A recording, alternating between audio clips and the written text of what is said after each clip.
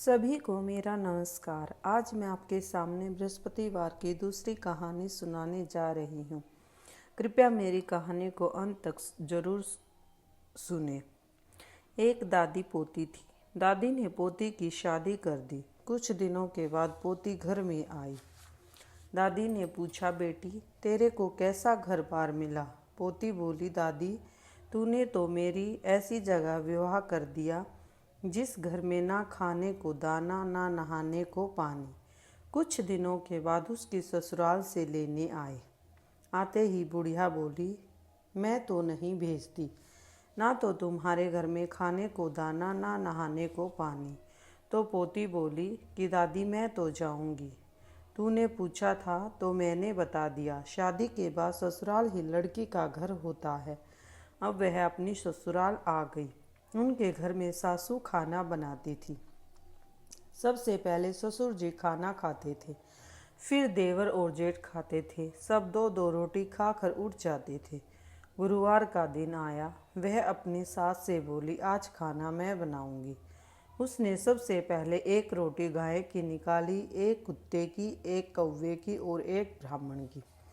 इस तरह से 4 रोटी निकाल दी।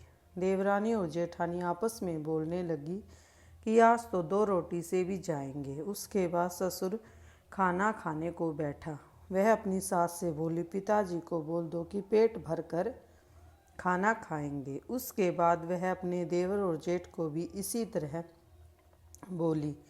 देवरानी और जेठानी तथा सास को भी ऐसे ही बोली। सब ने पेट भरकर खा लिया। अब सास बोली, तू भी खाना खा ली। तो वह बोली, आज गुरुवार का दिन है, मैं तो व्रत रखूंगी। तब सास बोली, तू क्या खाएगी?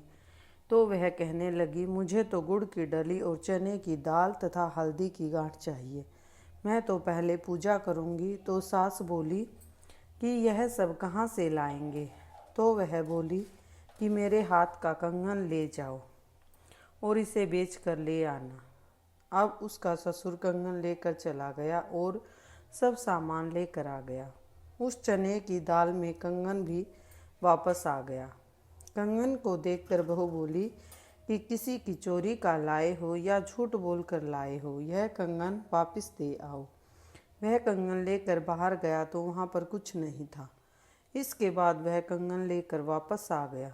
बहू ने पूजा करके 5 रोटी बनाई, एक गाय की और 4 रोटी अपने लिए बनाई और छींके पर रखकर सो गई।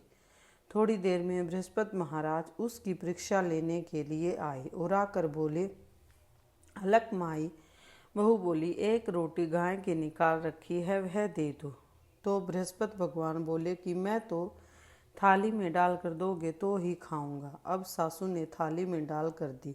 इस प्रकार उसने एक एक करके सारी रोटी खा ली। अब सासू बोली कि बहू तेरे लिए तो कुछ भी नहीं बचा।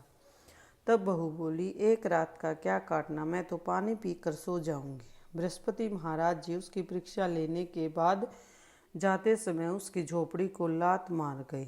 उसकी झोपड़ी का महल बन गया।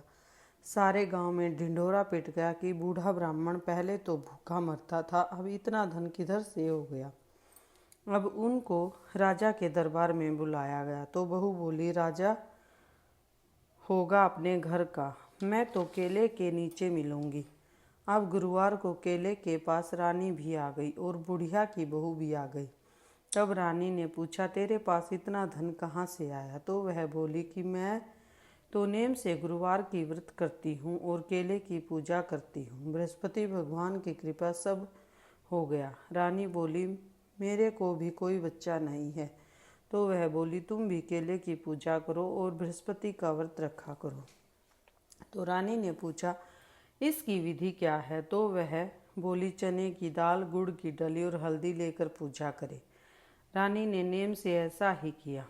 अब रानी गर्भवती हो गई। राजा के घर में थोड़ा झगड़ा हो गया तो रानी ने केले की पूजा नहीं करी और व्रत रख लिया, जिससे उसको 9 महीने पूरा होने पर भी बच्चा नहीं हुआ।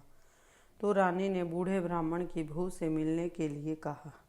तो बहू बोली, मैं तो केले के नीचे मिलूंगी। जब वह केले के नीचे मिली तो वह मेरे को अभी तक बच्चा नहीं हुआ। तो उसने पूछा, कभी केले की पूजा करी थी? तो वह बोली, मैंने व्रत तो रखा था पर केले की पूजा नहीं करी। तो वह बोली, केले की पूजा जरूर करे। व्रत किसी से रखा जाए तो रख लो। इसके बाद उसने केले की पूजा करी और उसके लड़का हो गया।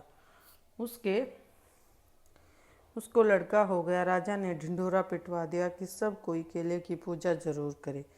हे बृहस्पति देव, जैसे रानीपुर और बूढ़े ब्राह्मण की बहू पर प्रसन्न हुए, वैसे ही